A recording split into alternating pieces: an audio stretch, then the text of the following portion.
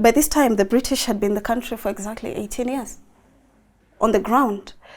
And one of the first things they do is establish the boarding school to create a closed ecosystem to take the African child away from his African roots. So once you're in the boarding school, what is happening? It is a faster process of colonization of the mind. What you get when you take a child to boarding school is order. You get an orderly human being who's well-spoken, but the mental and emotional weight, you don't take your child to school for them to be loved in school. You take them to school to be educated. Some people would celebrate the order. I want my child to be disciplined. I want my child to turn out well. Where is the wrong in that? There's nothing wrong with wanting an orderly child. As a mom, I would want my daughter to be also as orderly as possible. But you can achieve order while the child is at home. You don't need to send your child to a place where you barely see them for you to achieve order.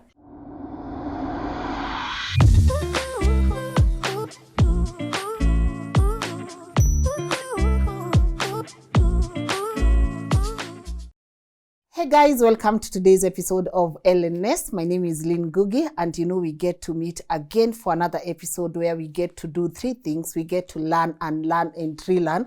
And I'm pretty sure I have a percentage of you that is watching this. You have someone in boarding school, you've been through boarding school, or you intend to take your child through boarding school. But sometimes I don't think we've looked back or we've reflected and asked ourselves, what are the harms of taking our kids to boarding school at such a young age? What does this do to them? Do they turn out to be okay? What are some of the struggles that they deal with? My guest today is here to shine light on some of the things that we should and we should not do. And I love that she has been through the system, so she's in a better position to be able to help us learn and relearn. And I always say, at the end of this conversation, I hope you get to pick something that is going to help you make a better decision. I'm about to let her introduce herself, but before I do that, kindly allow me to say thank you so much to our amazing partners at Kings Developers Limited. We've spoken about them now for a couple of years, and I've said, if you're in a position, mark this statement, if you're in a position, because I know life is hard right now, we are all struggling with a couple of things, but if you're in a position to get yourself an apartment, why don't you try them out? I always say the best thing about Kings Developers Limited, it's an ISO certified real estate company, which means a lot of due diligence has gone into making sure that later on in life, you don't get to lose your property, and you can go to their magnificent building, Upper Hill Prism Towers, and tell them Lynn sent you, ask them to show you what type of houses do they have, and of course to say thank you to you guys for making this dream come to life. I always say, imagine we would just shoot these things and no one is watching. I appreciate you taking your time and being an active participant of this conversation, and not forgetting my amazing team that gets to put this work together. I really do appreciate you, and I hope you also find joy in seeing the kind of content we are able to create together. And now of course, na mnaona nimetoa black, msijifanye mjaona. Vala linipea pesa ya manguo, but guys, honestly now without further ado, please allow me to let my guest today introduce herself. Hi. Hi, Lynn. How are you? I'm good. I'm very good. Najua guest wangu wajazoea hii kierere. Wanashindwa. And I was hoping you say, no, it's not a lot. It's a lot. I'm also a fan. Oh my goodness, how are you? I'm good, Lynn. Really nice to have you here. Thank you so much for having me. You know what the highlight for me is always? When I bump into people through our conversations, even in DMs, and we come up with conversations or they suggest something, and then we finally get to sit here and talk about that conversation. That for me is always the highlight. I get to meet people I never thought I would meet, have conversations I never thought I would have. So for me, it's a joy to really have thank you, Lynn. here. Trust me, the honor is mine. Thank you for having me. Thank you for the great work you and your team do here. I am a fan, but I'm also so honored to be here to have this conversation. conversation. I appreciate you. And Thank again, you. you see, there's telepathy You between see? souls. You see Like, this? there's telepathy. You know, but Right? kabla tuendelee, Yes. anyone who is bumping into you for the very first time, maybe could you introduce yourself through that camera and tell them what you do, if that's okay with you? So my name is Victoria, Victoria Muthoni. I am a Pan-Africanist, Yeah. very passionate Pan-Africanist. I am an only child to my mother. Yeah. I am, and for the purposes of this conversation, I am a boarding school survivor. I went through boarding school from the age of 7 to the age of 12, then took a break for 3 years. Then, of course, through the high school boarding school system, like almost all of us have gone through. In the shipping industry, I do freight and shipping all around the world. I'm a mother, I'm a partner, a love of life. Good. Yeah, and a very patriotic Kenyan. And I love that we get to finally have this conversation, because I've had also my friends, some of them that sometimes ask, is this the right thing to do? Did we go to boarding school when it was too early for us? But you just said you are a boarding school survivor. Yes. Why the word survivor? Because we use the word survivor to contextualize abuse. So you say something like, I'm a domestic abuse survivor. It speaks to that you went through something that was unusual, something traumatic, something that your body did not have the hardware for. And that is what boarding school was for me. I was thrown into a system, barely survived it. And so on the other side, I've had to come up with all these terminologies in my own healing journey to try and figure out what did I go through? Why did I react like this to something that a lot of people seem to have gone through? But for me, it really shook me, you know? And in the course of trying to figure out what happened is when I've come up with, I've done a lot of research and I've realized that there's words to it. Boarding school survivors, boarding school syndrome. That it is not a normal thing to take a child from a family setup, institutionalize them in a school, because at the end of the day, what are schools supposed to provide for children? Education, shelter, clothes as uniform. But schools are not institutions for love. Oh. You don't take your child to school for them to be loved in school. You take them to school to be educated. The role of love is meant for the family. And to a great deal, that can only happen if the child comes home to you. And this love looks like tucking in a child into bed at the end of the day. It looks like the child is sick. So that nurturing element, let me take you to hospital, how are you feeling? And you do not get that in boarding school. And the younger the child is at the point of the interaction with boarding school, the less that nurturing is taking place, and the more the mental, emotional repercussions of that decision. The greater it is. Yes. I love that what you've said, you don't get that in boarding school. So what do you get in boarding school? You get order. You get order because remember, the reason why boarding schools are being created in the first place, the very first boarding school in Kenya was established in 1902. This is the Nairobi School, then known as the Prince of Wales. And by this time, the British had been in the country for exactly 18 years on the ground. And one of the first things they do is establish the boarding school to create a closed ecosystem to take the African child away from his African roots. So, right? So once you're in the boarding school, what is happening? It is a faster process of colonization of the mind. Because at the end of the day, you're not going home to do African things. You're not going home to speak Kikuyu with your people or speak Embu or whatever your language is. You've been taken away from your roots. So you're not doing rituals, you're not pouring libation, you're in school. It's a fast-tracked system of colonization. That is why it was created. And at the very core of it, yes, it was to take it saved some girls from practices like FGM, from early marriage. But then at the point we're at, Lynn, 60-something years into independence, who is this system serving? Because FGM, early marriage, we are way past that, right? The societies that still practice this is a cultural thing, like the pastoralist communities, right? But your usual gender, you and I, don't know very many people who need to be rescued from FGM by being taken into boarding school. Which then now begs the question, why is this still a norm? Because the initial reason you needed this has been achieved.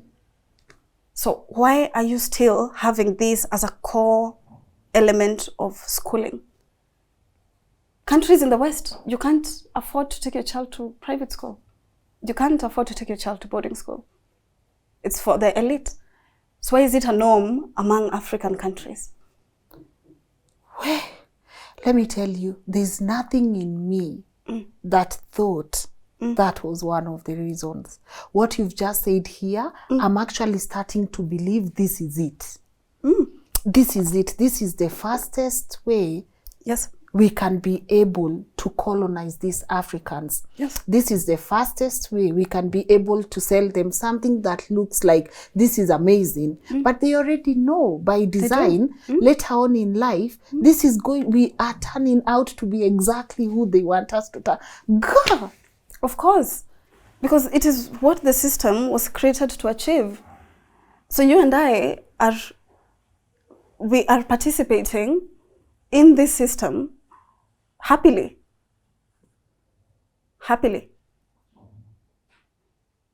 And there is no checks and balances to boarding schools on the continent, but especially in Kenya. You can take your child to boarding school as early as you want. We don't think about the similarities between boarding schools and prisons. Boarding schools and prisons. Both closed ecosystems. You and I right now don't know what is happening in any boarding school anywhere. We don't know. No. We don't. No. Just like we don't know what's happening in Kamiti or Langata. Yeah. Closed ecosystems. You wear uniform. Individualism is frowned upon, which is why you're all supposed to look the same. Your bed must be spread the same. The color of the bed cover needs to be the same. What you get when you take a child to boarding school is order. You get an orderly human being who's well-spoken, orderly, but the mental and emotional weight of taking especially young children to boarding school must be spoken about. Yeah. Some people would celebrate the order. Some people would be like, yeah, because that's what parents, quote unquote, might strive to have.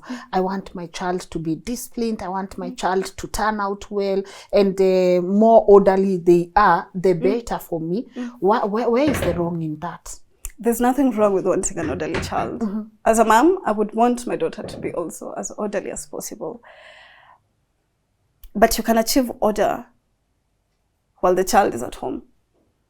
You don't need to send your child to a place where you barely see them for you to achieve order. You can establish rules in your home, in your community, their waking up schedule. You yourself can play that role of the person who establishes order in your child. They do not need boarding school for that. What burden is placed on the teachers now when it comes to this?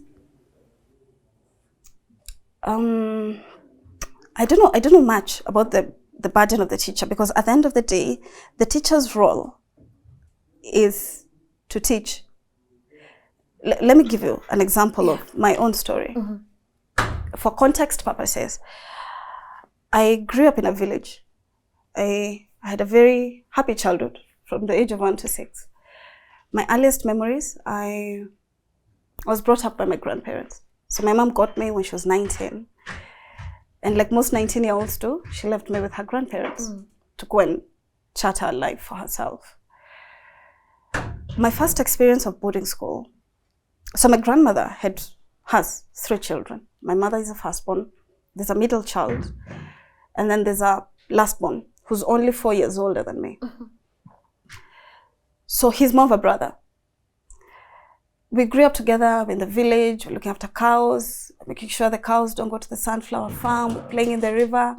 Happy childhood. We're not rich by any means. My grandparents were teachers. Yeah. And then one day, I must have been 6. My mother's youngest brother, his name is Jeff.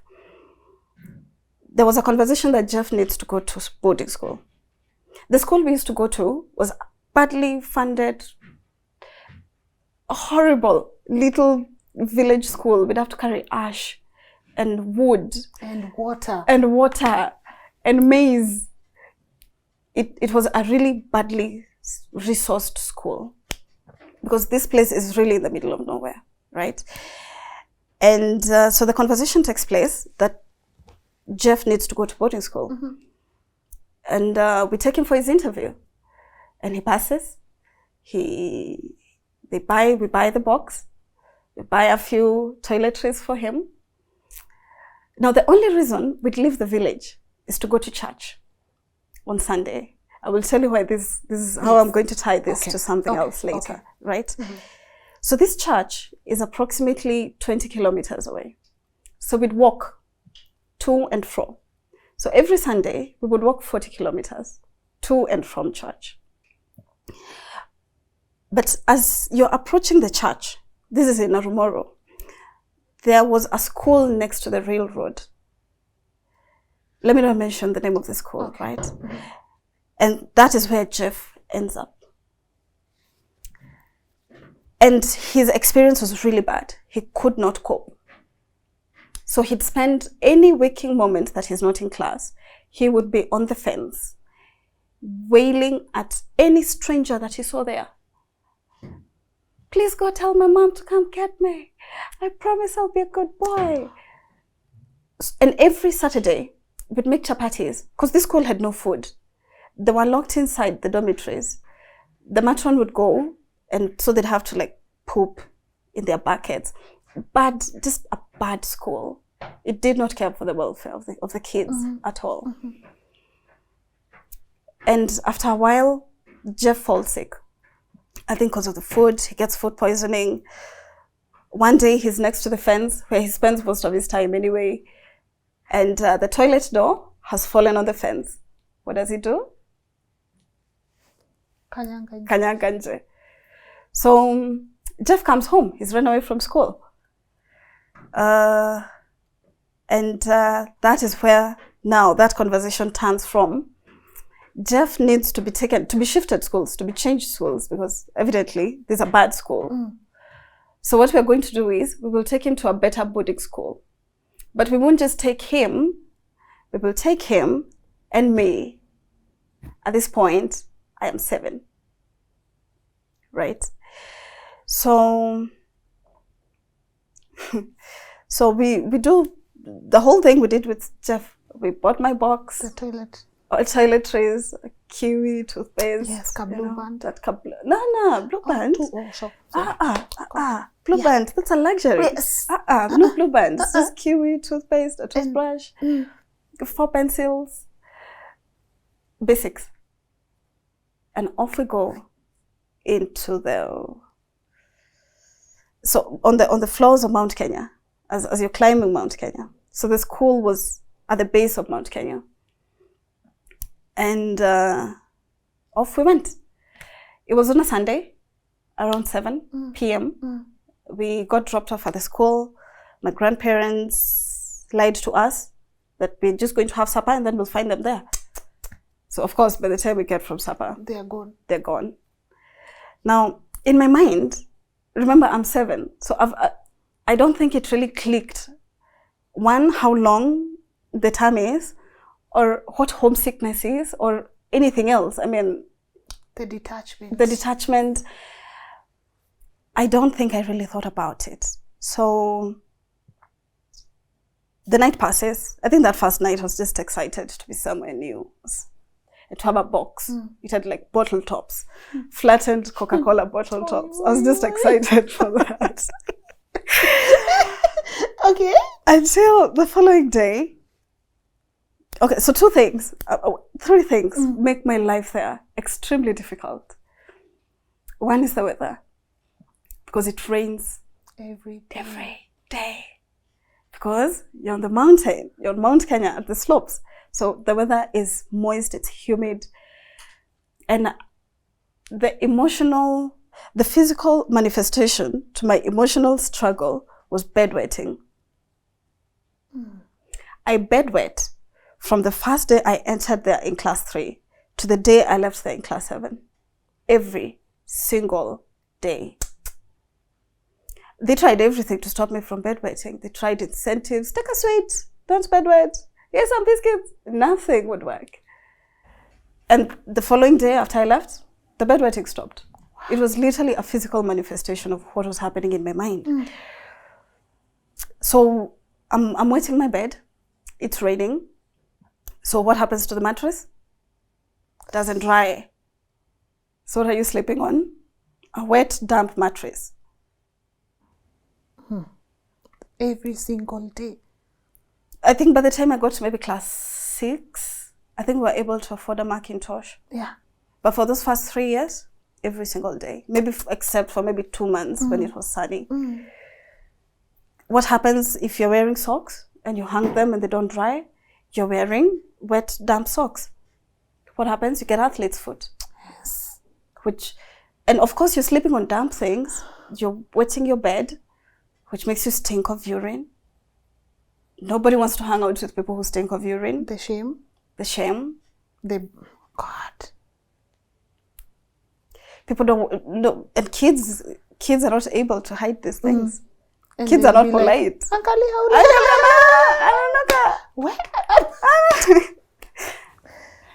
Okay, so the weather made it difficult. Second aspect is I had a thing with eating pencils. I loved the taste of granite. So I would always chip at it.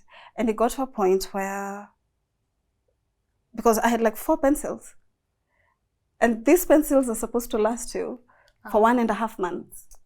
Because remember, you do not have midterms. Yes. You have 1 visiting day in the middle of the 3 months. Wow. Just 1. You have 1 visiting day. The visiting day starts at 8 to 5. My grandmother has to walk probably 3 hours to get to the school. So by the time she's getting there, it's maybe 12, 1-ish. She's tired. And she needs to leave early. So she gets to spend, 2 hours with you? Wow. So the pencils and everything else would finish before probably even the month is finished. And then you have to make do. But how do you make do? You probably steal a pencil there, a ruler there. What happens? You get into trouble. You're constantly being beaten. And you adopt a behavior. And you're still stinking of urine when all this is happening. Yes. So I remember the day, say I was admitted on a Sunday, on Monday. So we're given homework. And the teacher at the end of the day comes and says, "This is your homework." And in my mind, I thought we were going home. I was like, yeah, I knew this wouldn't last. Of course I'm going home. Why wouldn't I be going home? Kumbe. So we don't go home that day. We don't go home the next day. We don't go home at any point. And I became a crier, because also in boarding school, there isn't a lot of room for emotions. Where? When you should be over there washing your clothes. Behave. Order.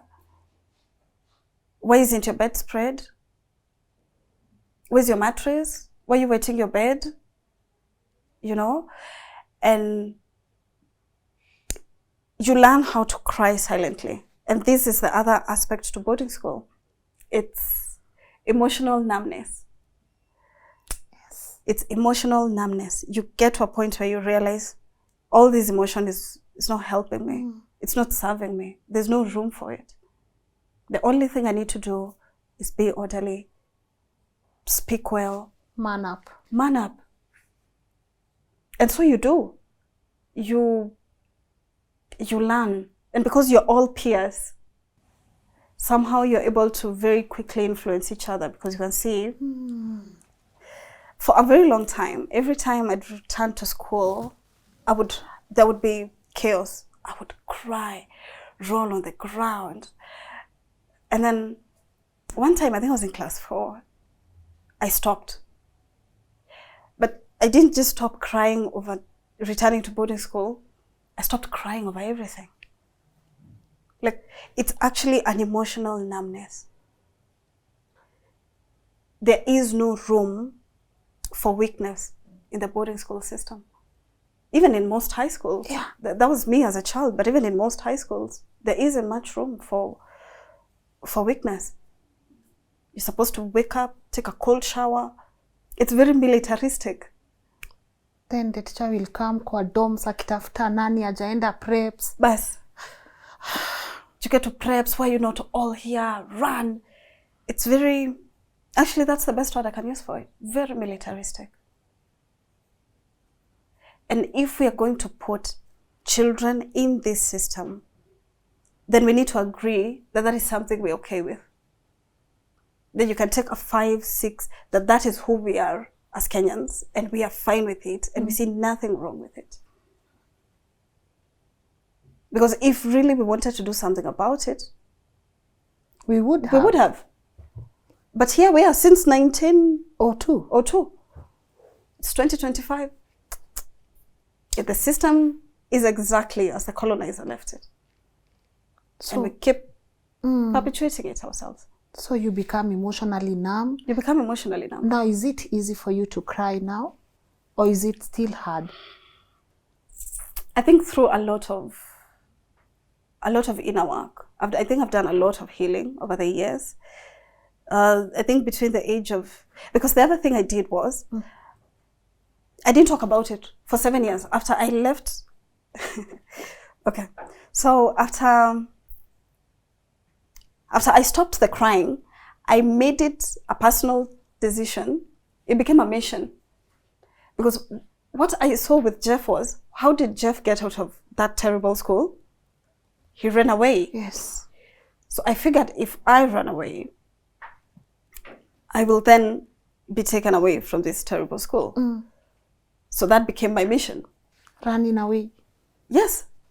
The very first time I ran away was on a Sunday. Again, wow. On Sunday, we'd wake up at, I think, 6 or 6:30. And I woke up. It was not a conscious decision. I needed to pick something from the classroom. So as I'm walking to the class, I look at the gate, and there's nobody at the gate. Lynn, I ran away from school, and it only hit me I was outside of the school while I was running. Now remember, it's Sunday, so what did my mind register? Church. My grandmother will never miss church.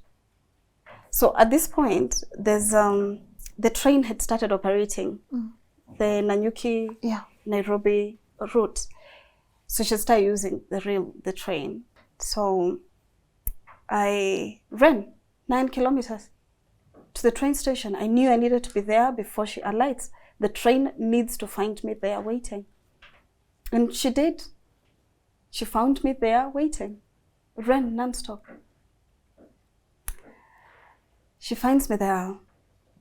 I did not know how to explain why I had run away. What, I'm bedwetting. What, I'm eating pencils and I have no friends. I'm homesick and I cry all the time. It didn't, I don't think I had the vocabulary for it. So I told her I was hungry. Yeah. So what did she do? She took me to a hotel, to a restaurant to eat. I mean, I ran away because I'm hungry. And then took you back to school? Yes. 2 hours later. I ran away at 6. Probably by 10, 11, I was back in school. But I'm not just back in school. I'm back in school as a girl who stings, who has no friends, who runs away from school. It's not even worse. Teachers think I'm problematic. Even I, at some point, thought it's gotta be me because I don't see anyone else running away. You know. So you become a target for everything. For everyone and everything. And an example. And a bad example. So that's the first time I ran away. I think I physically ran away another one time, but I was returned the same day. I realized that's not going to work.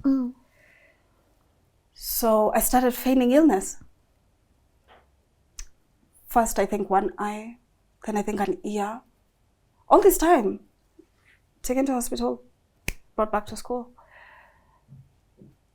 And then by the time I entered this school, we were 9 students in class. By the time I was leaving, we were 75 in three streams. And I felt tired. I woke up one day and I realized I do not want to be here. I cannot be here for another day. If I have to wake up here again, I've been here 5 years, I've done my work, I'm smart, I was relatively smart. But I sucked at math. And I was beaten a lot because I think there's just something about math teachers and they're just extra ruthless. So we had one teacher who was horrible. Like he would beat the daylights out of you. And this morning, we had a morning prep and we had done homework the day before. And I knew I had not done well. So I knew he was literally that day, I was going to have a really horrible day. And Lynn, I closed both eyes and I said they could not open. Oh. So you're there like, no, oh sorry, no, like. Yes, Lynn. Yes. So you're there like, imekataa kufunguka. Yes. Utaki kuchapwa. Sitaki kuchapwa na nimechoka. Nimechoka na shule. Nimechoka na mvua. In my mind, I was actually thinking, just take me out of here.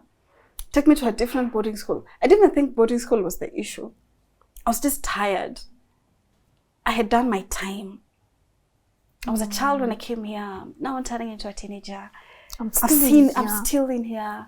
I've seen everything there is to see, the 5 buildings and the few teachers.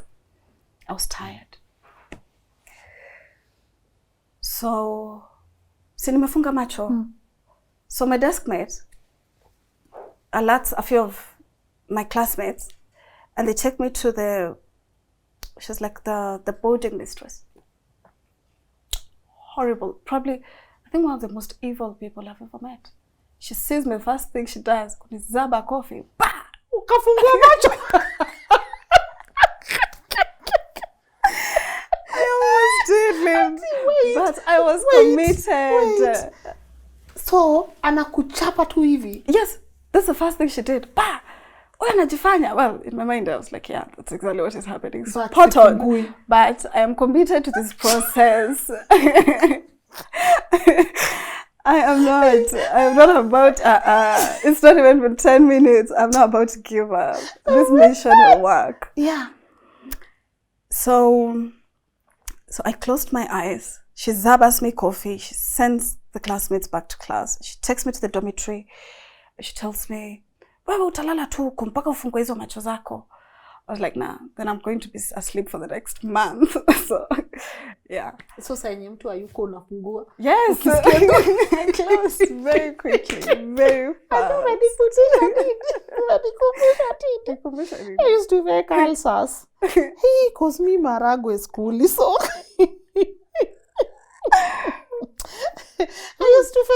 I used to fake ulcers so bad.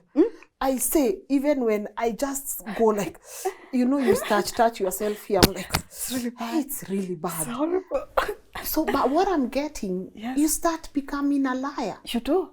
You develop these tendencies. You do. And you become very good. You become very good at it. And this is between you and me, and we can already say we picked up 2 bad habits. You lied about ulcers. Yes. I closed my eyes. How many other stories of people out there?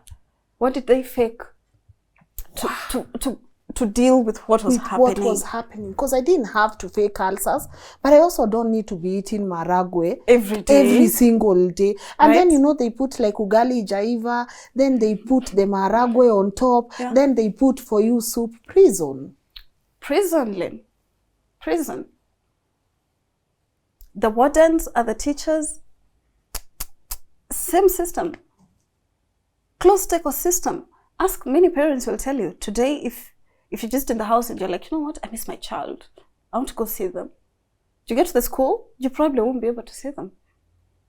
Either utarudishwa kwa gate, ama utafika admin wambo you can't see your child. Your child is not a criminal. They're not serving a sentence in prison.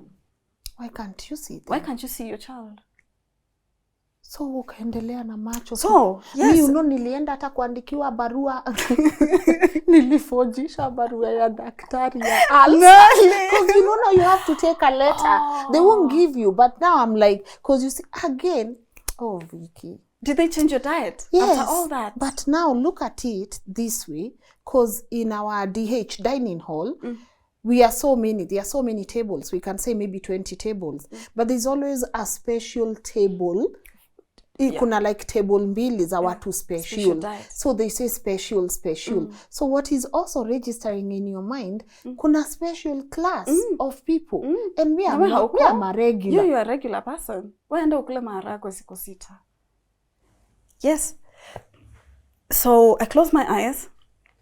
I'm locked in this dormitory 24/7. Yeah.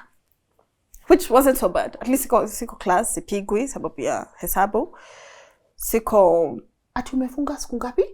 But this time, I think I stayed there for like a week. Kwa dom? Yes. Ka umefunga? No. When everyone else leaves, nafungua. No, but generally, quote unquote, umefunga. Yes. And they're not taking you to like a general hospital to figure what's happening? No. They're not calling anyone at home? By the time they called Jeff, but this time he had already finished. Because he aliingia ishule when I think alikuwa class 6 or 7. So him is already left. So at this point, I think he's on holiday or something. Because I remember he was at home. So he was asked to come and collect me from school. And I think, of course, because he knows me, because we've grown up together from like... So he looks at me. He saw me for like 2 minutes. And the first thing he told me, everyone at home calls me Noni. I'm like, Noni, I see you. I see you. Open those eyes. I promise sitaambia mtu. Sitaambia mtu. Lynn, I am committed. Even to Jeff? I told him, no, me, I can't see you. So I'm walking around like...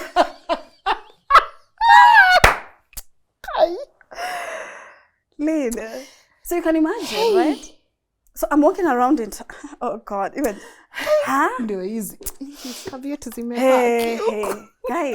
So I'm walking in town. Si ya machozi. Si ya machozi. Ya furaha tu. Ya furaha tu.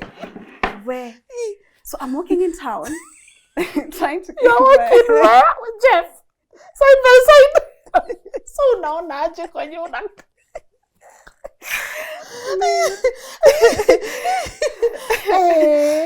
I know. I think Scholar can relate. Yeah. So I'm walking in town, doing this, saying, now this is the only way I can see. But Jeff is looking at me. Yeah, it's the only way I can keep my eyes open. And so now it's been agreed that I'm going to go to Jeff's older brother's house in Karatina, where now my mom will meet me. Because the other thing, remember, is my mom at this point, she lives in Kitale. Kitale is past Eldoret. I am almost in Nanyuki. We're on two very different ends of the world. So my mom sees me maybe once every 3 months. So there's also something brewing there, because my mom is not there. I'm now in boarding school. I don't feel very supported or very loved, essentially. So my mom is now going to meet us in Karatina. And she comes. And of course, she's just worried. My daughter is going blind. What am I going to do? So my mom decides she's going to take me to the best eye hospital in Kenya, Kikuyu Hospital. Let's go. So my mother puts me in a matatu. Committed, Lynn. Commitment. We go to Kikuyu Hospital. We are on the queue for 2 hours. At any point, I could have said, I am not sick. I am just going through ABC. I didn't. You couldn't. I couldn't. So I go into the doctor's office. The doctor pretends to literally inject my eye with this big needle. And that's when I panicked. Oh, I'm okay. Okay, relax, doctor. There's no need to be so dramatic. No, like he took out a needle. He's like, Takudunga. I'm like, okay, fine. So he calls my mom to the side and tells her, your daughter physically?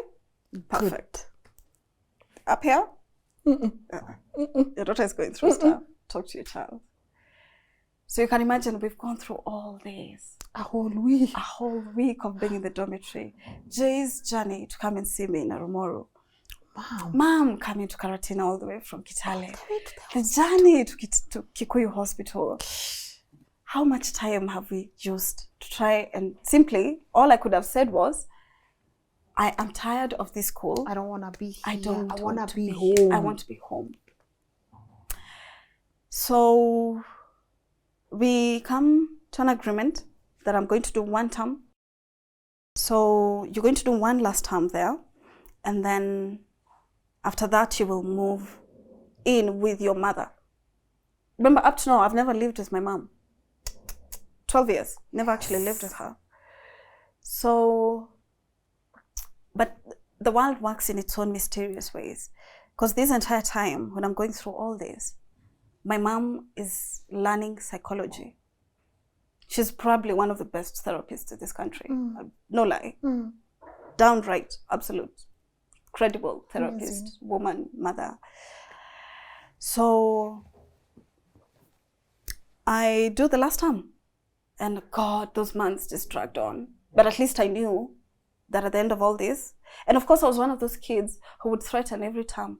You know those kids? Yes. Yeah, I used to be those kids. Then unajipata hapo. What was with that? What was it? Because I've said it also.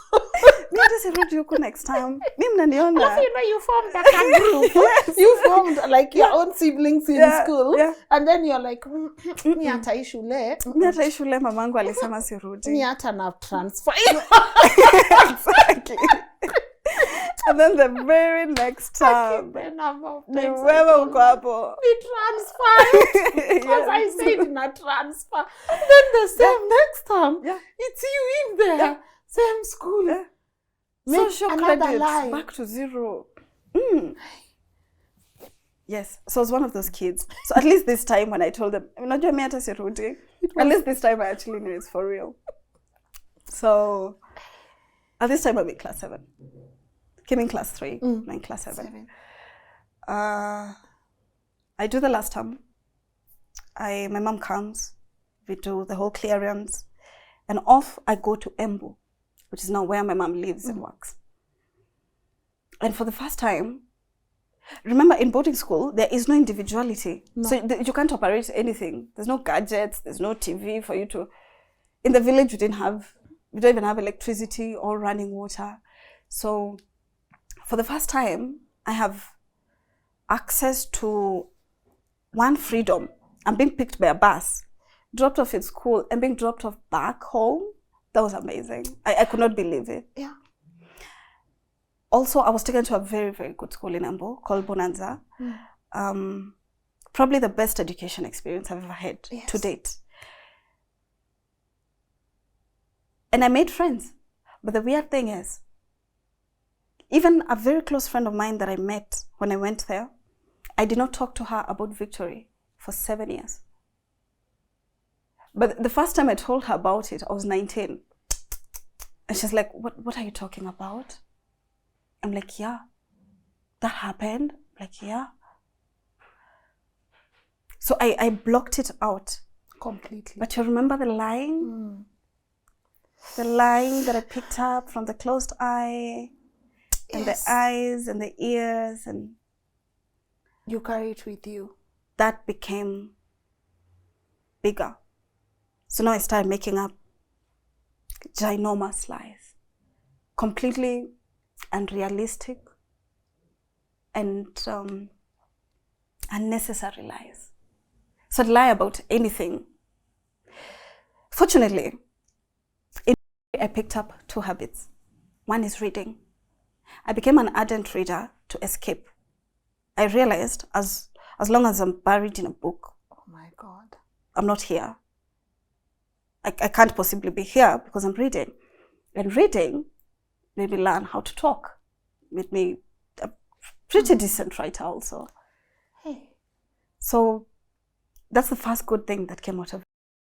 Second good thing that I've come to appreciate in adulthood is the ability to stay alone, to not go out and seek out company. You know, the people who just can't be alone. They can't be alone. Can't be alone. Boarding school gave me the ability to just be by myself, enjoy my company, and be fine. Solitude. Solitude, to find total peace in solitude. But this habit of lying, because one, I'm not addressing what happened.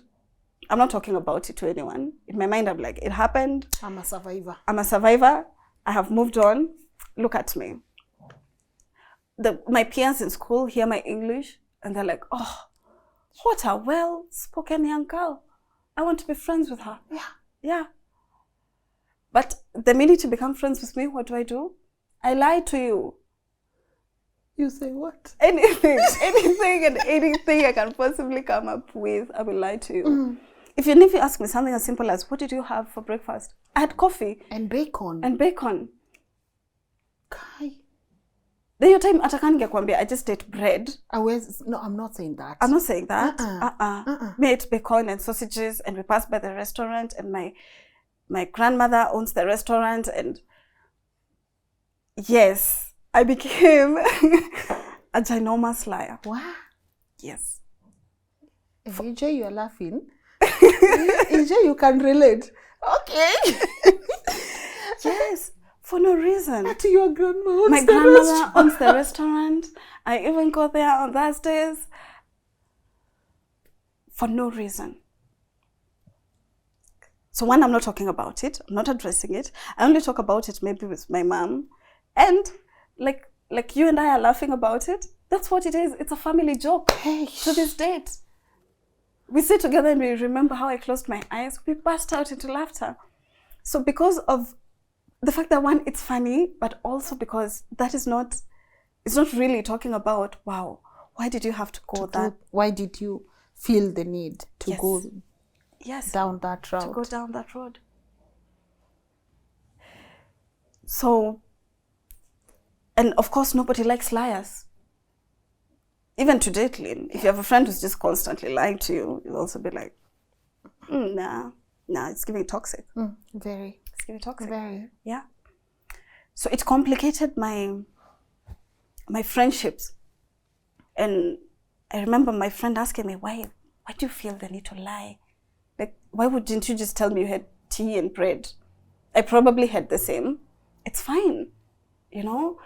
But then I think because of also the fact that I'd been through everything I had been through, I had come to accept that maybe it's me who was troubled. So even with the lying, I just told myself, you know what? Yeah, I'm just a troubled person, you know? And I went through that, even through into high school. But then high school, something strange happens. Because from class 8, I get my 390 marks. Wow. Out of 500. Out of 500. Wow. Right? Yes. And I'm called to a school in Embu called... wow. I survived for exactly 1 term. On the first week, but it's too much like this other boarding school. Yes. Remember, I've just tasted freedom for these 3 years. Yeah. And now I'm back. And now I'm back to this system. And my system was just like, nah, we are not doing this again. But then there's these small insects, they're called Nairobi flies. People call them Nairobi flies. Ati they're called? Nairobi. Kwani si Nairobi? Si Nairobi, Lynn. Ati ni what? Nairobi. Aye. Najua mnasema. Nairobi. Yeah, they're called It's Nairobi. not Nairobi. It's not. It's Nairobi flies, right? I even you didn't know. So there was an infestation of Nairobi flies in the dormitory, and by then I was asleep. So they vermeared me up sleeping next to the window. So I wake up in the morning, my entire face is swollen. I'm in a really bad state. And I went to the nurse. She also didn't really like me much, and she didn't give me any treatment, sent me off. So, Lynn, what did I do? I ran away from school, because this is the one thing I know. Like, if there's one thing I'm good at, Lynn, take me to any place. I promise you I'll find a way to run away from it. There's always loopholes in the system, so you just find a way to work against them. So I ran away from Govio girls. And in Govio, if you do run away, their policy is they expel you. So I'm in Form 1, second term, first week, expelled. I know. And my mother was like, you know what? I don't understand this decision. You want to be home? I will let you be home for 7 weeks. I will not look for school for you. Oh, stay at home. The punishment. Yeah, this is your punishment. Stay home. Just be. Siutaki shule? Siutaki shule? Kaa home. Lynn, I stayed home for 7 weeks. But eventually she found a school for me in Nyeri. I moved there. I loved it. It was a private school. I had a good time. Yeah, I finished in Form 4 and joined uni. So the seeds that were planted at 7 years old come back when I'm 14. And here I am, again, the troubled kid, the one being expelled. I'm like, this can't. But then I've also not spoken about it. I've not spoken about what happened when I was 7. And when you do, it's a joke. And when I do it, it's a joke. And so now here I've been expelled. I still don't talk about it. I continue with life. Because the high school I finished, art, was a very good school. And there was no need to really talk about, plus high school, I feel like there's so much happening between exams, books, friends. And yourself, your dormitory, growth. Your growth. So there wasn't really a lot of time to kind of self-reflect. But then because my mother is a therapist, she's continuously teaching me self-awareness. Understand why you are the way you are. It's going to help you maneuver in the world. You can only understand others if you understand yourself. Understand your limitations. What triggers you? What are your weaknesses? What role did childhood experiences play in making you the way you are? And the more we had these conversations, the more we were able to have now these difficult boarding school conversations. And we'd always go back there. And I think in the process of that, I started healing. I started realizing, wow, it's not me who's crazy. It's not me who's problematic. I went through something that was unnatural.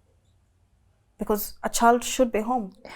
You take the child, you put them in a school with other children who are also very ill-equipped to help them. From different backgrounds. From different backgrounds. Hata mtoto wako hajui. And somehow they're supposed to manage these as though they're adults. They can't. If people are struggling at a Form 1 to Form 4 level in high school to be boarders, imagine what kids go through. And like we were saying earlier, the kids who are 5, 6, 4. There are schools ready to admit. Yes. Even 4-year-olds. Even 4-year-olds. Like it's a totally normal thing. Like that's a normal part of the education system. How? I don't even think the British, when they were creating this system, had any intention of admitting 4-5-year-olds themselves. Because they started on a high school level. Prince of Wales, Kagomo, Tomotomo, Yala. Not kindergarten. Not kindergarten boarding schools. That is capitalism. That is, to me, I think it's greed. It's witchcraft. It's witchcraft. Of the mind. Yeah. It's you just thinking in terms of money. How do you now balance? Because I know now sometimes I think the struggle even with parents is I have to provide for you. I'm doing maybe a 9 to 5. I have to be up at 8. I'll only come back home at 8. I need money, I need you guys to eat, I need you guys to dress, all this basic, provision. But then it's like you are caught in between. Which is why, to some degree, I also, because for me there was also a bit of resentment there. Because I'm like, you took me here. Hukunipenda. Mbona nilikuwa nalala peke yangu, boarding school, kwa baridi. Mbona nilikuwa nalalia mattress wet. Mbona niko na athlete's foot. Yes. But the place was so bad. I had a permanently cracked lip. It was bleeding, like, forever. My cheeks, I had cracks. Terrible weather. And even some water is so bad that your entire teeth turns to different colors. Because you're bedwetting, you have to wake up before everybody else to go and take a shower. So I'm waking up at what, 5 every day? As an 8, 9, 10-year-old? Nobody's asking me, are you okay? What do you need? Remember, boarding school is not a place for love. So no one is giving you hugs or assurance or validation. Sit down, mama. Or sit down, mama. Let's talk. How's life? How is school? There's none of that. It's order. Toe the line. When I got to class 6, I think, they introduced a policy of so the headmaster would come up with these rules. So the one I remember most specifically is him saying that he wants to teach us good grammar. So he'd say something like, this week, do not use the word step. Instead of step, you'll use the synonym of step, which is to tread. To what? Tread. Tread. Yes. So instead of saying you stepped on me, you have to say you tread on me. Right? So, and here's where it gets a bit whoopy. So he'd say, if you hear somebody say it, you come, you report them to me, I give you a sweet. And for everyone who says that, jioni mnatoa socks. So mnapigwa wapi? Chini ya miguu. So you all kneel. Akuja na kijiti hivi nyuma. For what? Because I said step. Good grammar. Good grammar. If your child today came home and you asked them, how was school? And they told you, Mommy, Daddy, I was beaten. And you're like, where were you beaten? The back of my feet. Why? Because I said step. What were you to say? What were you to say? Tread. Oh, that is good, Mama. That is... Teacher is teaching you. Teacher is teaching you, right? Teaching you, right? Yeah. That's how you learn grammar. Yeah. It's not by opening up a book. And also, read that book. You'll find that word in there. You'll learn it. The better English we speak, the better we are. The better we are. As human beings. Yes. Because better English equals more civilized. Why? Colonization. Brainwashing. Yes. So because, of course, parents are saying that the children who are in boarding school are coming out talking better English, more orderly, can spread their beds, wake up on time. What do they think? This is the system. But this is where my child needs to be. But here, the damage that you're doing to your child will take years of work for them to be able to learn, unlearn, relearn. Yeah. So I love that you said your mom is a professional. So, like, she was able to identify some of these things and walk you through. Yes. But now imagine people who don't even have the privilege. Yes. And that is majority of the people. There's even people who would have mothers for counselors, but it's a very difficult conversation to have with the person who put you, which is what makes it a very difficult conversation to have. Because you're going to your mom and you're asking her, why did you take me there? Most of our parents really struggle with accountability, especially our African parents. So you're there trying to heal, asking for accountability from a person who's also an enabler. Yes. And of course, they're telling you, look at Njoki, our neighbor. Yeye alienda hapa, hii school iko hapa. Unaona anakaaje? Unaona anakaaje? Huoni hata alipata mimba? Huoni? Hata aliolewa? Hata aliolewa? Hivyo ndio unataka kukua? Hivyo ndio ulikuwa unataka kukua? You're even ungrateful. You know how much it took for me to take you to a boarding school? You know how much sacrifice? Do you know how much money? Unajua hiyo shule yenu ilikuwa nalipa pesa ngapi? So you come out of there feeling what? Shame? Yes. Guilt? And you also can't step his or lines. You feel, by the way, how do you talk to a parent who in their mind, they think they gave you the best, but this was actually the worst? It was. Which is now where you have to create space for. It is not really the parents' fault. It's a system problem. It is the system created that enables for these situations to happen. Yeah. Because if we didn't have these schools, or if the government said you can only have boarding schools, maybe from Form 1 or even Form 3, you can do boarding school Form 3 and then all the way, then it would be You didn't find yourself in this situation. Because it makes the existence of these boarding schools that even offer kindergarten services, it makes that illegal. It does. But they don't want to do that. But they don't want to do that.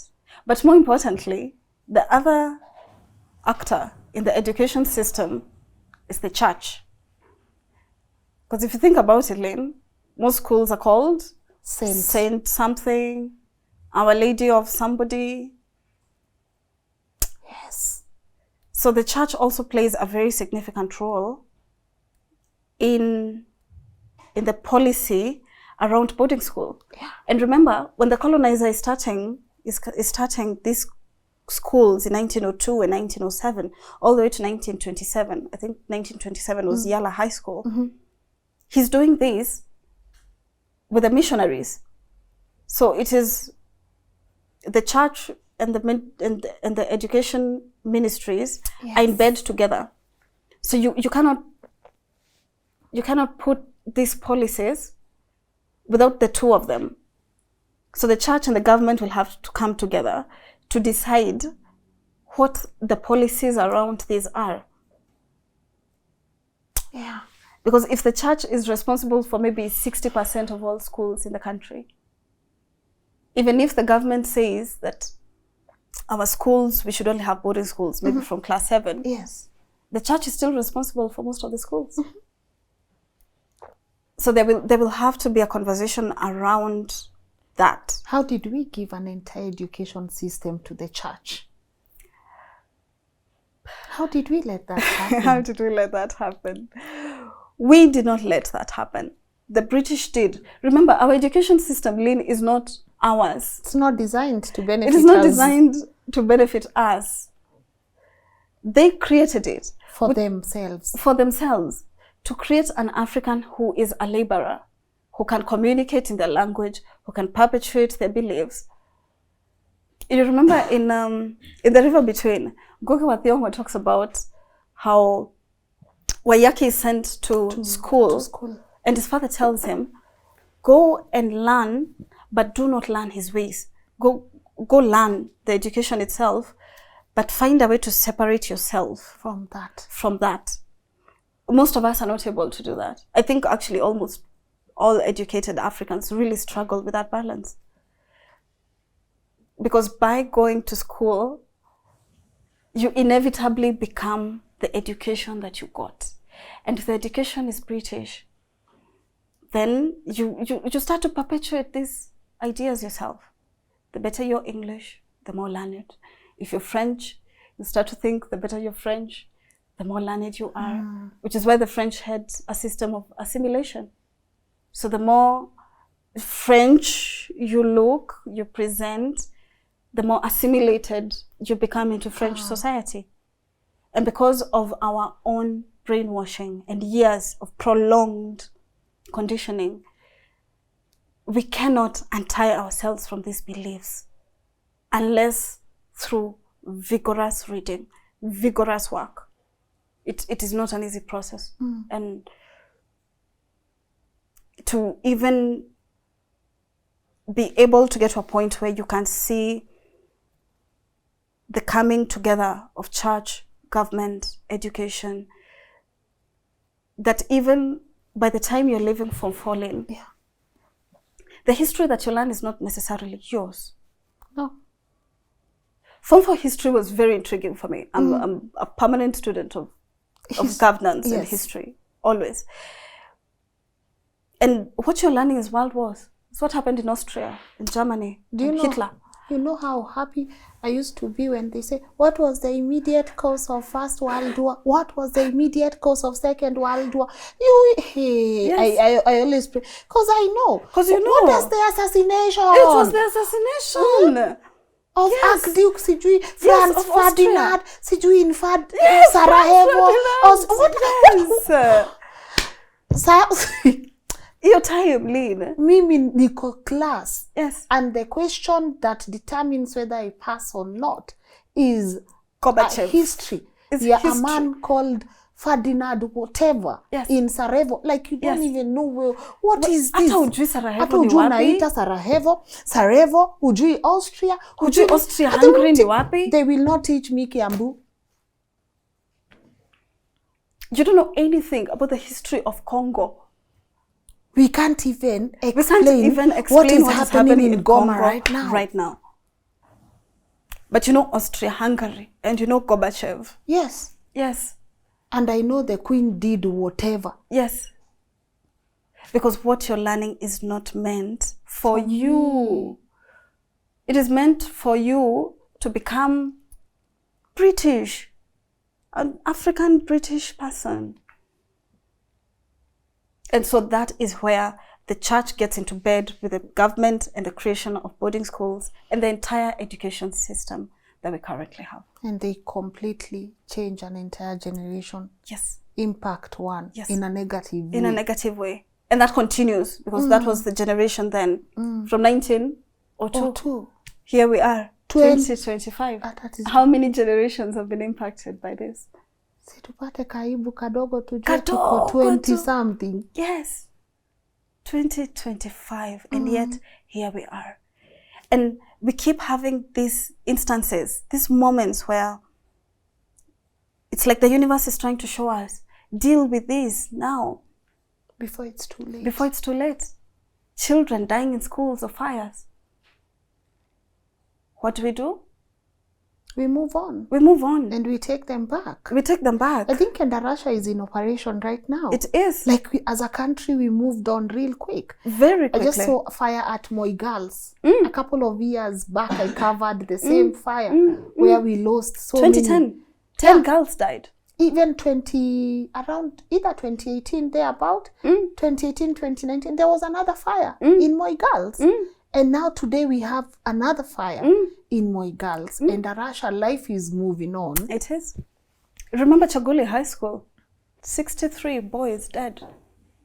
That should have been the first red flag. But what did we do? Red is our favorite color. We didn't see it.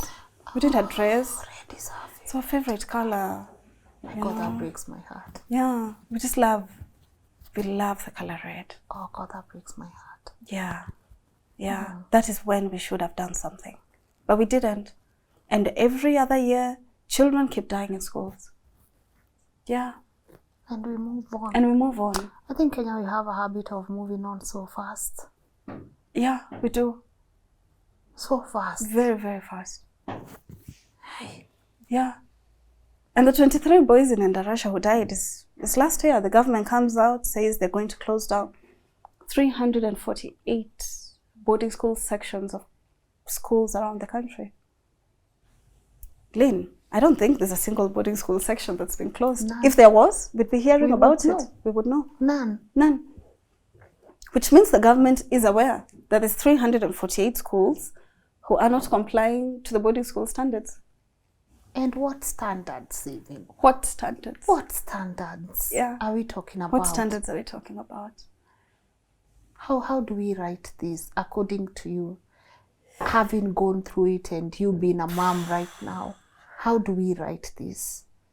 Because I'm beginning to think, if we Africans don't start being aggressive, mi sisemi watu waende kwa street, Even though I still believe must go, must go. Must go, must go. But I'm saying, if we continue moving the way we are moving, I don't know. Yeah. I don't know. Yeah. Sometimes I look at this country. Let me first answer what you asked. How do I think we write this? We write this by taking control of our narrative. We need a total overhaul. I don't think there's any small regulations here and there that are going to fix this. It needs to be a total overhaul of how we educate, of what we educate. Of how? How? And what? What are you educating your children in? Okay. What are you teaching us about us? We need to start teaching ourselves about ourselves and those who came before us, because that is what every other developed country is doing. The Chinese are not in Shanghai teaching their children about Goma and Kinshasa and Arusha. Or marathons. Or marathons. Great runners from Kenya. No. They're not teaching them about Wangari Maathai. No, why? And the great Kimathi. No. And Koitalel. No. They're teaching them about the great Chinese ancestors who came before them and the roads they've charted for them to be here today. But even worse, the children in Germany are learning how to mine. They don't have a single mine in Germany. They're teaching them how to mine cobalt, coltan, and gold. Where? They do not have a single mine there in cobalt. So they can come and do it here. Yes. What are we teaching? How are we teaching it? And locking up children in schools is not working. It is not going to work. Okay. It did not work then. It is not going to work now. And our obsession with international schools and different schools, and my child goes to this and my school. child goes to this school. It's like we take our children to those schools, not for their benefits, but for our benefits. For our benefits. And even the international schools in Kenya offer day schooling. The Kianda school. Yes. You can be a day scholar, you can be a boarder. Which high school do you and I know for most normal people that offers day school? It doesn't. Kani boarding? The boarding. And the day schools are looked down upon. Yes. Yes. Mm-hmm. Yeah. Did you not see Akoka feeling Nico boarding? Nico boarding. Hey. Even when you finish class 8, you are actually the one telling your mom, usinipeleke day. Mi naenda boarding. Yes. Mi kwanza you should have had. Mami usinitafutie day. Mi usinitafutie day, mom. Mi naenda boarding. Mi naenda boarding. Because it's a conditioning that boarding school is equals to better. But international schools are the example that it is not 1 + 1 equals. Mm-hmm. There has to be a better way of educating without locking up children. There's a very captive feeling about boarding schools, that you're in captivity, like you're serving time. You keep counting days. You keep counting days. How long until tumalize? Baki 1 year. School does not need to feel like that.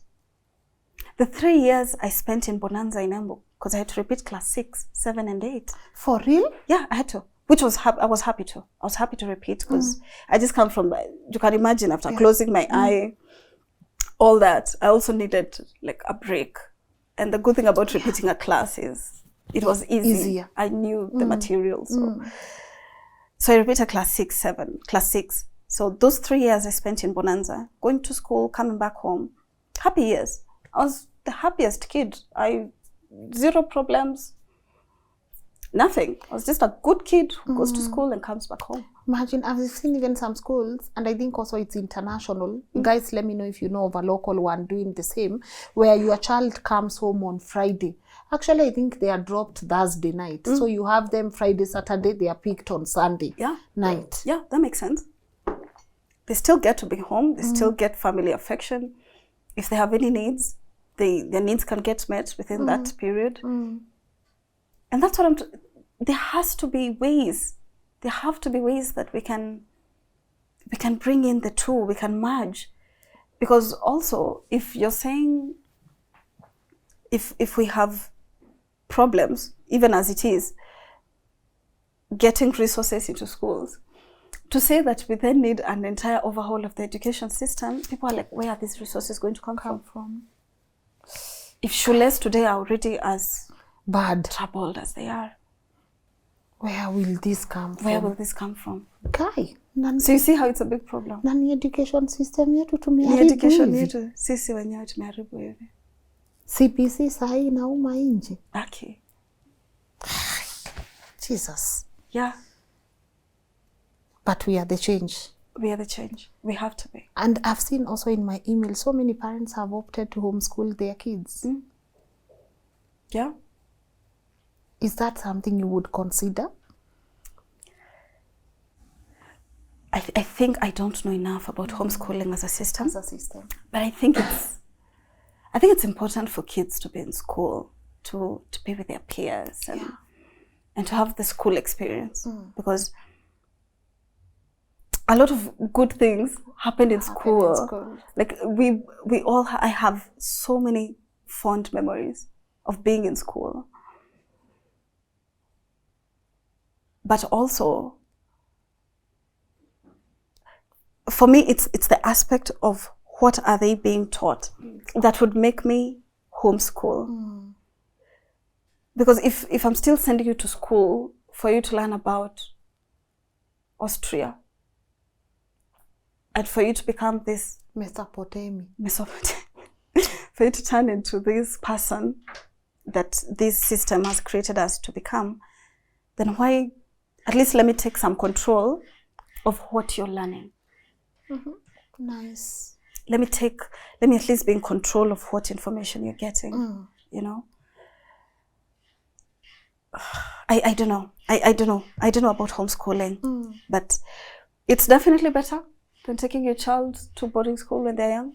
I don't think it would do as much harm as locking up the child. Yeah. Has therapy helped much? Myself, I have not been to therapy.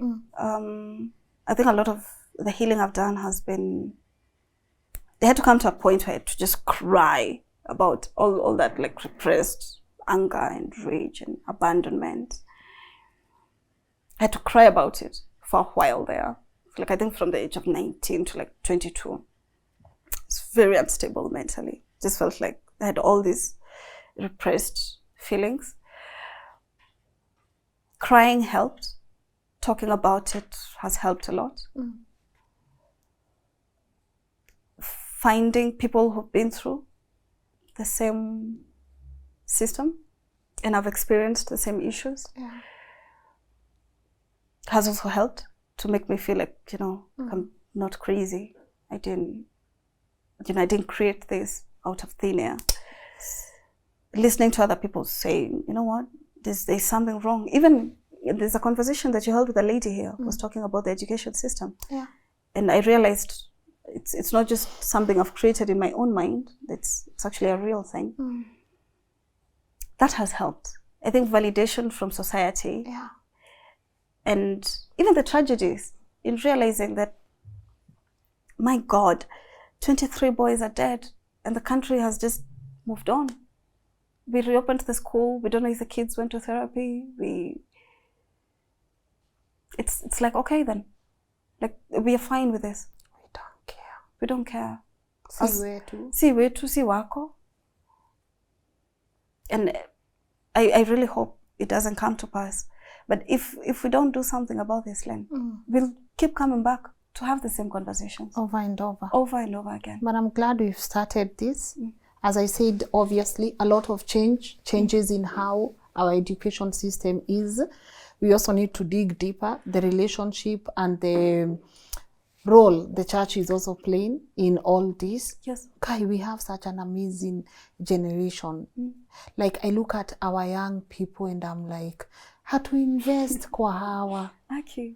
what will, like, I don't know. I just love that we sit here and we ask questions and we provide solutions for ourselves. Because I know after here, obviously, I know even on the comment section, so many people are going to give their, you know, experiences. They are going to share their experiences. You share yours, I share mine, Muga shares his. We bring them together and we are able to come up with a couple of solutions. Exactly. We can, all I'm getting is tuwezi endelea hivi. Hatuwezi endelea hivi. Something needs to change with our education system drastically. Yes. Drastically. And there's a lot of money in these boarding schools, Right. you know. Yeah. You look at the fee structure. Hey, Right. wait, what? Right. You know, it's like parents now work to put their children to better schools. And there has, you want to tell me we cannot create an education system where our kids are in good schools, they're day schools, they come home at the end of the day. Our history is taught. Our history is taught. They are taught how to mine, how to look after land, No, how to farm.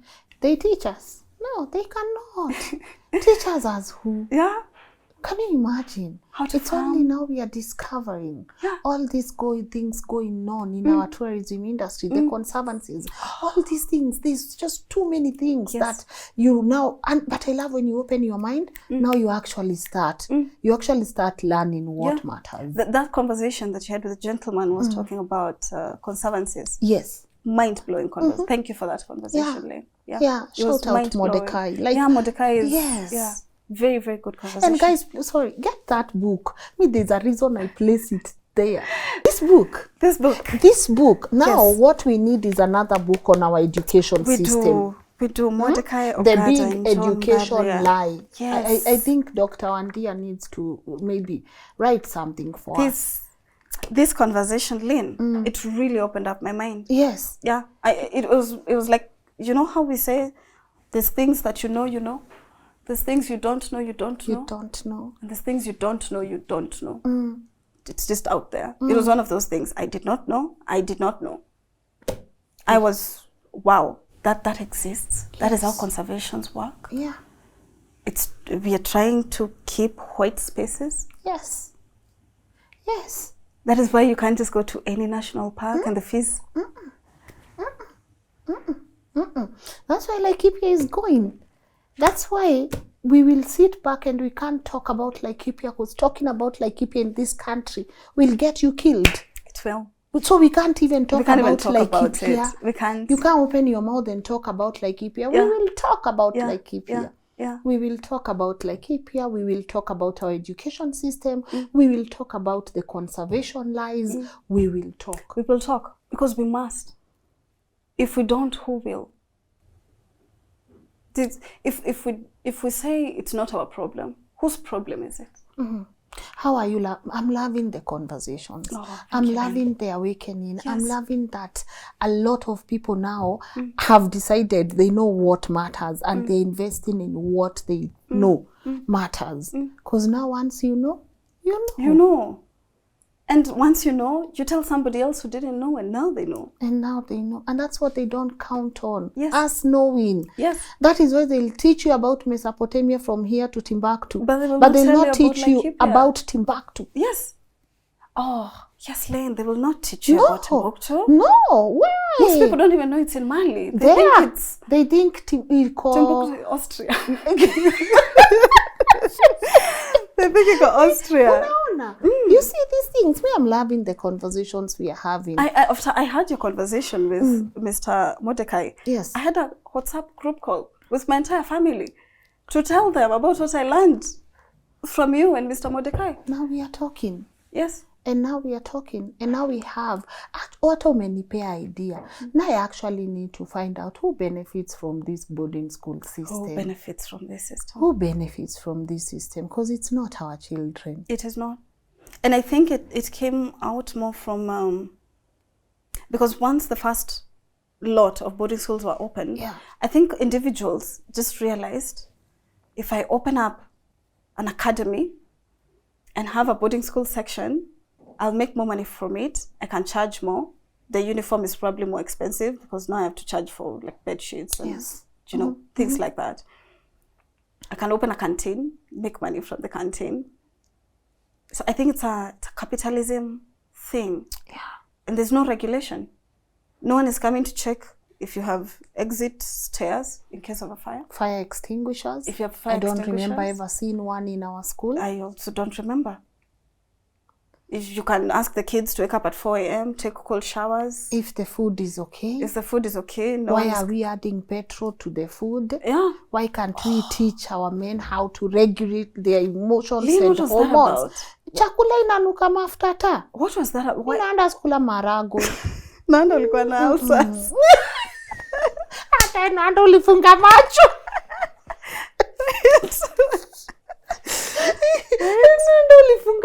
You see what I'm talking about? Yeah. Please tell me, which one is easier? Adding petrol to a child's food or sitting them and talking about an erection?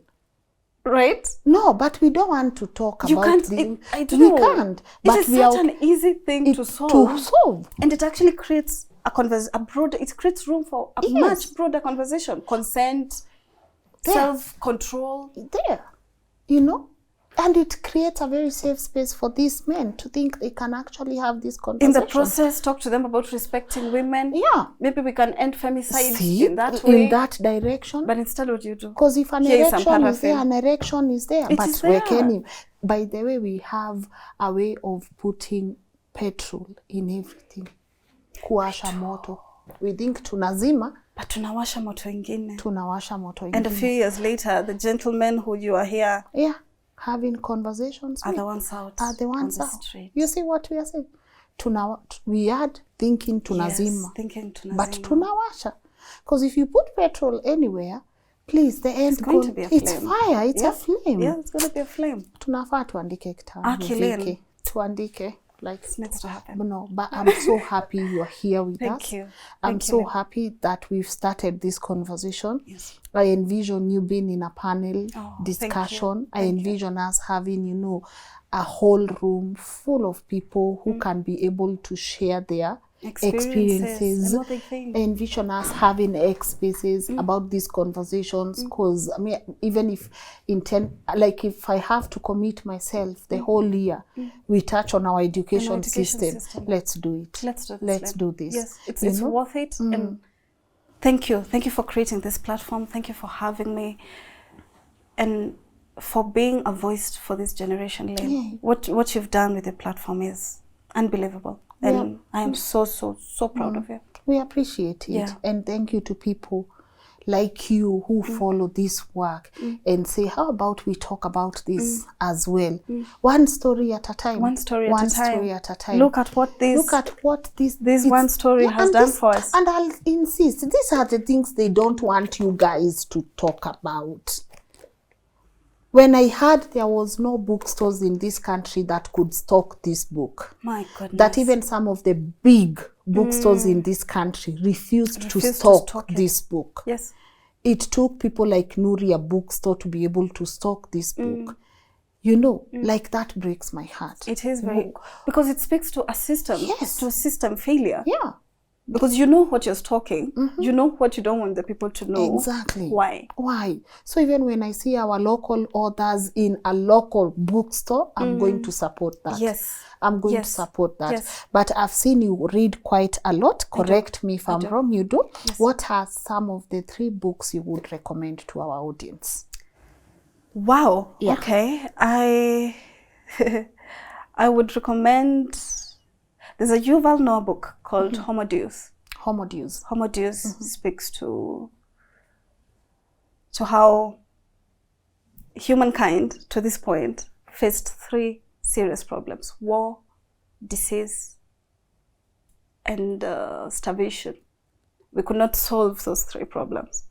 But in the generation we're living in, it is easier to die of obesity than it is to die of starvation. Wow.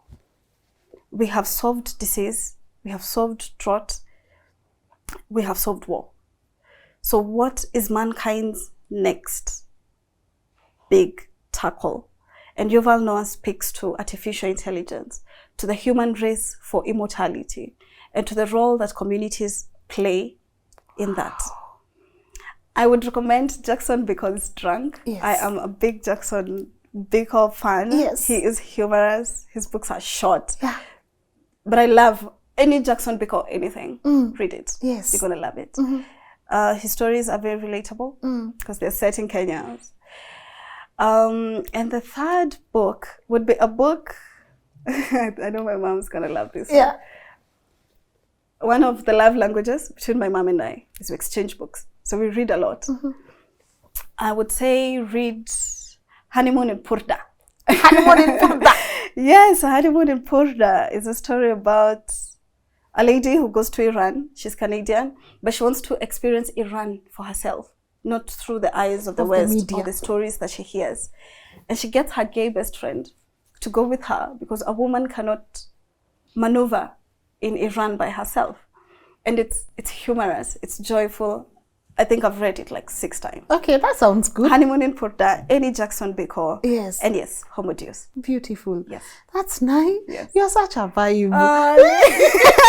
Thank you, Lynn. So are you. No, but you're such a vibe. Let me tell you, sitting in presence of greatness and people who have intentionally decided that they are going to participate in this change makes me really happy. Oh, thank you. This is such a breath of fresh air. No, makes me really happy. And I love that you've also said you and your mom have a love language. We do have a love language. Even how did you deal with the resentment? How did you deal with mom was not here? Talking about it. Drunk. Honestly, that's how I dealt with it. I got drunk over like 2 bottles of wine and it didn't come out very nicely. I was angry and those. It wasn't pretty. In case you're looking for a pretty story, it wasn't. It was not pretty at all. But like I said, it has been such a big blessing to have a person who could take it and not feel attacked. Yeah. And her reception was, I hear you. I apologize for the role that I played, that I wasn't there. I got you when I was young. I went through my own life and I did not know better. This is the first time I'm also being a mom. And I'm sorry that my actions or inaction hurt you the way it did. And I think since then, it's become a very easy conversation. And then also I had the conversation with my grandmother, who's now 72. So she may not be as open-minded or as self-aware or, you know. But it has helped, you know, just letting her know that boarding school it blessed us in its own ways. We are eloquent, we are orderly, but it hurt us more. It hurt us more. And she was also very receptive to it. So I'm thankful that my reception to now seeking out the accountability was not met with aggression and, you know, denial and shame. And that has been a very big blessing. God, I think my healing journey would have been very derailed if I was met with, do you see what Shiko is doing? And she went to a day school and I'll see you, you know. I'm glad I did not come across that. Yeah. And when you know better, you do better. You do better. You do better. Yeah. We must do better. We must because do we better. know better. Yeah. Yeah. I want to wind up. Yes, this is always the hardest part yes. of having this conversation. Yes. Because I can go, naweza taftilia kastori sasa. 21 hour, muga akae pale akiniangalia, Lynn manzesi umalize show. You know, akae hapo akiniangalia zile za Lynn maliza show. But this is always the hardest part for me. But every single day, again, as I said, I sit with such incredible people. Imagine I'm always in the presence of greatness. Oh. I have met so many people who have sat this other side that I was even telling one of my guests yesterday, I think this is the greatest gift God ever gave me, to be able to sit in the presence of greatness, of people who I learn for free. Me, I'm always in class for free, free. Yes. So I say this is like the greatest gift God gave me. And I'm honored to meet people like you and have such beautiful conversations. But before I go, if there's anything at all you feel like, Lynn, can we address this? Feel free to do that briefly. And also feel free to give our audience a parting shot. And if you're okay with them connecting you in a different platform, feel free to let them know where. I think I would say beyond our education system, and the number one reason why Kenya needs to get this right is because Africa needs to get it right. It is not just about the 55 million of us. There's another billion people who are going through the same system that you are. We did not go through, the education system in Kenya was not created by itself, just like Kenya was not created by itself. As Kenya was created, Uganda, Tanzania, Burundi, Senegal, Chad, Mali, Niger, Botswana, 54 other countries were created simultaneously. So the problems of one country are the problems of every country. Your education system being broken means that the education system in almost every other African country, probably with the exception of maybe Burkina Faso, where Traore is doing an absolute magnificent job in the decolonization of the Burkinabe people. We have to get it right, especially as Kenya, because even on a smaller scale, we have the opportunity to change the education system in the East African community, which is, in my view, our biggest platform. If there's a platform that we can use, it's the East African community, because then we're not just 55 million, we're 300 million. And there's power in numbers. So let us try and get this right, so that we can look at what our mandamanos have done. Look at it. Look at what the African continent is thinking and speaking about us. We can plant these seeds and water them. We may not ultimately benefit from them because we've been through the system, you and I, but our children and their children and their children will find a system, a better system, where they eat well. For you to be a cook in Japan, you need to have a degree in nutrition. You need to have a degree in nutrition so that you know what it is that you're feeding people and the nutritional value of it. What are you feeding your children here? Kitheri 6 days, mboga here and there, one egg once a week, if even. Ugali. Then break me, kamkate. White porridge.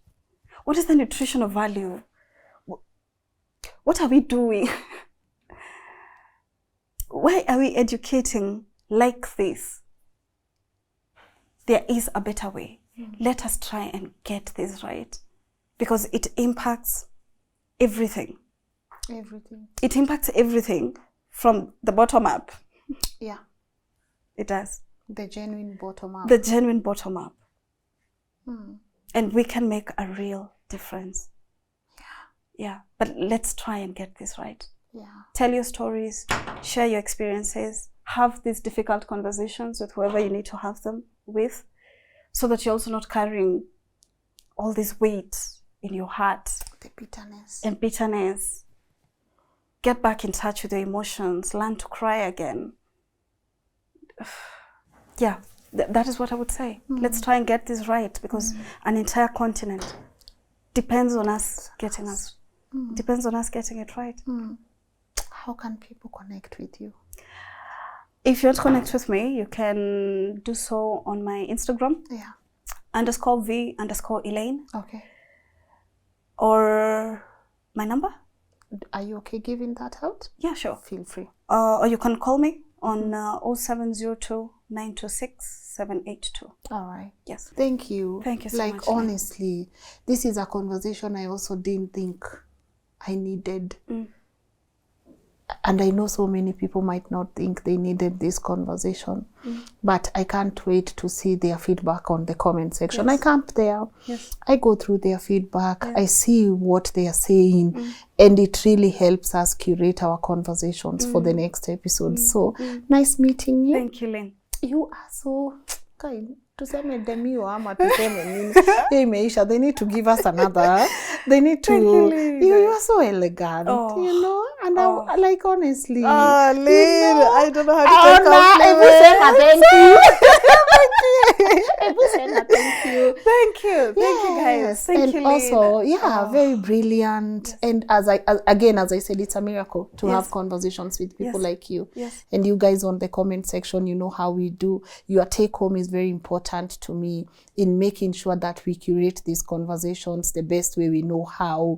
What have you learned, and what are you relearning? Share your thoughts. And I always say, if there's anything you can't see on the comment section, info@lnn.digital, that's our email. You can just feel free to put your thoughts on that email, and we will reply to you when we can. And also, thank you for tuning in. These are the conversations that set my soul on fire. These are the conversations I want to wake up and come here and have every single day. And my team, shukran sana. I know this is relatable to so many people, and also to our partners at Kings Developers Limited. Thank you for trusting us with your brand as well. Go support them with the apartments that they are selling. The details are on the screen right now. And also, let me know also on the comment section, where do we progress from here? Because I want to have a part 2 of this discussion. So let me know what is the best way to go about it. Do we have a panel discussion? Do we have a live event? Do we invite some people who can be able to tell us, you know, in government, so government, church, how can we be able to curate this so that we end up with solutions? Yeah, thank you. My name is Lynn Ngugi. Really nice to have you on this platform watching. Get this book.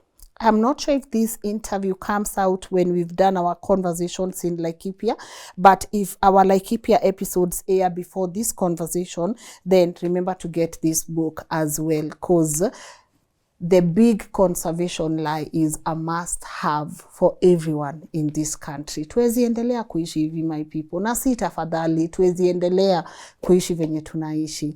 Acha nisiambiwe na wachocha. See you tomorrow 10 a.m. or 7 p.m. Bye-bye.